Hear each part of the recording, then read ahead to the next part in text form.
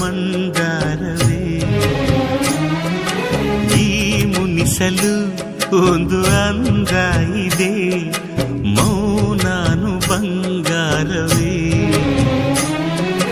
ಬೆನ್ನ ನೇರಿಕೋ ನನ್ನ ಕುದುರೆ ಮಾಡಿಕೋ, ಚಾಟಿ ತೆಗೆದುಕೋ ನಾಕು ಕೊಟ್ಟು ಹಿಡಿದುಕೋ, ನಿನ್ನ ಮಾತು ಕೇಳಿ ಓಡಿ ನೆಗೆಯುವ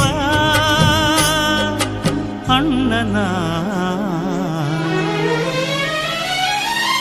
ಮನ್ನಿಸು ಇಲ್ಲವೇ ದಂಡಿಸು, ದಂಡಿಸು ಇಲ್ಲವೇ ಮನ್ನಿಸು.